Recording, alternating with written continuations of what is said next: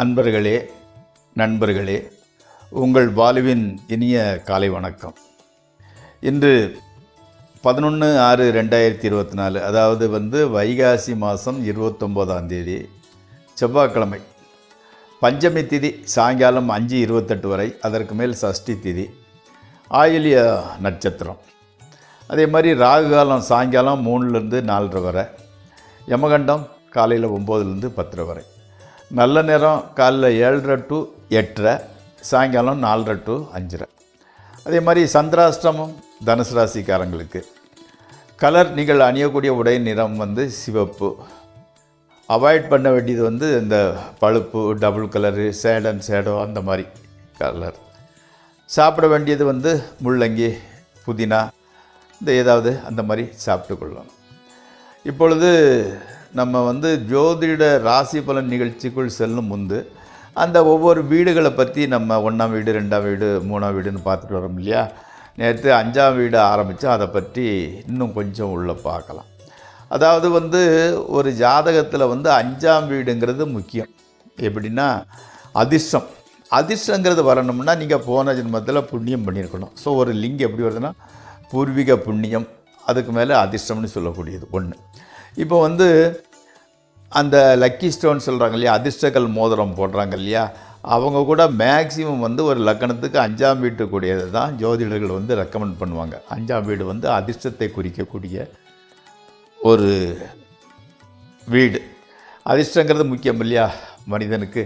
நிறைய பேர் வாழ்க்கையில் கஷ்டப்படுவாங்க, டேலண்ட் உள்ளவங்க, ஆனால் அதிர்ஷ்டம் இல்லாமல் பெரிய அளவில் ஜெயிக்காமலே போயிடுவாங்க. ஸோ உங்களை அதிர்ஷ்டம் வரவழைக்கக்கூடிய அந்த 5ஆம் வீட்டை பற்றி கொஞ்சம் பார்க்கலாம். இந்த 5ஆம் வீட்டுக்குடையவன் 6, 8, 12 மறைஞ்சிருந்து பாவகிரகம் பார்த்தால் அவனுக்கு குழந்தை பிறந்த உடனே இறந்துடும். ஒரு மோசமான ஒரு கிரக அமைப்புன்னே வச்சுக்கலாம். அதே மாதிரி 5ஆம் வீட்டுக்குடையவன் பாவகிரகங்களுக்கு மத்தியில் இருந்து அந்த புத்திரக்காரங்கன்னு சொல்லக்கூடிய குரு கூட அந்த பாவிகளோட இருந்தார்னா குழந்தை இறப்பால் அவன் வாழ்க்கையில் பெரிய கஷ்டம், துக்கம் நேரும். அதே மாதிரி 5 கூடையவன் பலவீனமாக இருந்து லக்னாதிபதியும் பலம் குறைவாக இருந்தால், 5ஆம் வீடு கூடான கிரகத்தில் 5ஆம் வீட்டில் சனி இருந்தால் அவனுக்கு பைத்தியமே பிடிச்சிடும். எப்படின்னா ஒரு ஜாதகத்தில் 5ஆம் வீடு, அதாவது மனசுக்குண்டான கிரகம் பலகீனமாக இருந்து லக்னாதிபதி பலம் குறையனா தாங்கும் சக்தி இல்லாமல், லக்னாதிபதிங்கிறவர் தாங்கும் சக்தியை இண்டிகேட் பண்ண, அவரும் பலம் குறைஞ்சிருந்து 5ஆம் வீட்டில் சனி இருந்தால் அவனுக்கு பைத்தியம் பிடிக்காத சூழ்நிலை, பைத்தியம் பிடிக்கும். ஆமாம். அப்போ 5ஆம் இடத்துல புதன், 5ஆம் வீட்டுக்கு உண்டான புதன் அல்லது சனி வீடாக இருந்து அந்த சனி அல்லது புதன் அவங்களோட கான்டாக்ட் உண்டால் கண்டிப்பாக தத்துப்புத்திர யோகம், அதாவது குழந்தை பிறக்காத காரணத்தினால அடாப்ட் எடுத்துக்கிடுறது, சுவீகாரம் எடுத்துக்கிறதுக்கு உண்டான சூழ்நிலை அமையும். இது 5ஆம் வீட்டுக்கு உண்டான கிரகங்கள் இருக்கிற இடத்த பற்றி பார்ப்போம். நாளை இன்னும் கொஞ்சம் நிகழ்ச்சிகளை, இன்னும் கொஞ்சம் நிகழ்வுகளை பற்றி பார்க்கலாம். இப்பொழுது நம்ம ராசி பலன் நிகழ்ச்சிக்குள் செல்வோம். நண்பர்களே, இந்த ராசி பலன் நிகழ்ச்சி உங்களுக்கு பயனுடையதாக அமையுமாயின் தயவு செய்து சப்ஸ்கிரைப் செய்யவும், நண்பர்களுடன் பகிர்ந்து கொள்ளவும், லைக் செய்யவும். நிகழ்ச்சிக்குள் செல்வோம். முதலில் மேசராசி. மேசராசிக்கு இன்றைக்கி எப்படி இருக்குன்னா, அம்மா நல்லா இருக்கிறாங்க, உடல்நலம் மட்டுமில்லை உங்களுக்கு சப்போர்ட்டிவாக இருக்கிறாங்க, ரொம்ப உற்சாகமாக பேசுகிறாங்க அம்மா. மாணவர்களுக்கு கல்வி படிக்கிறதுல ரொம்ப ஆர்வம் பிக்கப் ஆகிட்டு வருது. புதிய மாடல் வாகனம் அல்லது ஃபோன் வாங்க போகிறீங்க. வேலை பார்க்கும் இடத்துல ரொம்ப நல்ல பேர், பாராட்டப்பட வேண்டிய விஷயம். அடுத்தல கணவன் மனைவி உறவு கூட நல்லா தான் போய்கிட்டு இருக்குது. அடுத்து ரிஷபராசி. தேவகுரு அசுரகுரு, அதாவது சுக்கிரன் குரு 2 பேருமே சேர்ந்து லக்கணத்தில் இருந்து உங்களோட வாழ்வில் மிகப்பெரிய அதிர்ஷ்டமான காலகட்டம். 2 பேருமே உங்களுக்கு சப்போர்ட்டிவாக இருக்கக்கூடிய இது. அப்போ அதிர்ஷ்டமான சூழ்நிலை வரப்போகுது. அதிர்ஷ்டத்தை ஒன்று பண்ண போகிறாங்க. அதுக்கு நம்ம கொஞ்சம் பிரயத்தனம், ஃபண்டமெண்டல் நம்ம ரெடி பண்ணிக்கணும். பணவரவு தேவையான அளவு தான் வந்துக்கிட்டு இருந்த நிலை மாறி இப்போ எக்ஸ்ட்ரா பணம் வரதுக்கு உண்டான ஒரு சூழ்நிலை உருவாகி இருக்கிறது. உங்களது முயற்சி அலைச்சல் இன்னும் வந்து அதிக அளவில் இருக்க போகிறது, இருப்பீங்க. ஓகே. அடுத்து மிதுன ராசி. உங்களுக்கு வார்த்தைக்கு இப்போது மரியாதை கிடைக்கிறது. ரொம்ப நாளாக உங்கள் பேச்சு யாரும் கேட்குறதில்ல. இப்போ உங்களோட சொல்லுக்கு ஒரு மரியாதை இருக்கிறது. குடும்பத்தினர் வந்து உங்களோட பேச்சை கேட்குறாங்க. அம்மா வந்து இது வரைக்கும் உங்களுக்கு அங்கே சேர்ந்தவங்க உங்களுக்கு ரொம்ப சப்போர்ட்டிவாக தான் இருந்துக்கிட்டு இருக்கிறாங்க. வீட்டை வந்து நல்லா மெயின்டைன் பண்ணுறது வந்து ரொம்ப நல்லா இருந்துக்கிட்டு இருக்குது. ஹஸ்பண்ட் அண்ட் ஒய்ஃப் மட்டும்தான் கொஞ்சம் உரசல் விரிசல் அவங்களோட உறவில் இருந்து கொண்டு இருக்கிறது. அடுத்து கடகராசி. உடல்நிலை மனநிலை எல்லாமே நல்லா இருந்துக்கிட்டு இருக்கு.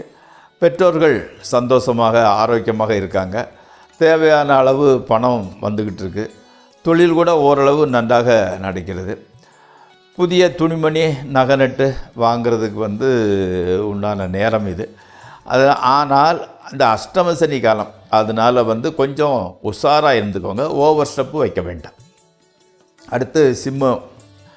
வீட்டை வந்து அழகுபடுத்த தேவையான ஆடம்பர பொருட்கள்லாம் வாங்கிறதுக்காக ரொம்ப தாம் தூம்னு செலவு பண்ணுறீங்க. மருத்துவ செலவு கூட கொஞ்சம் ஜாஸ்தியாக தான் இருந்துக்கிட்டு இருக்கு. உத்தியோகம் பண்ணுறவங்களுக்கு வந்து நல்ல முன்னேற்றம் தான், அதில் வந்து மாற்று கருத்து இல்லை. அரசியல்வாதிகளுக்கு மக்கள்கிட்ட வந்து செல்வாக்கு வந்து உயர்ந்து கொண்டே போகிறது. அடுத்து கன்னியாராசி.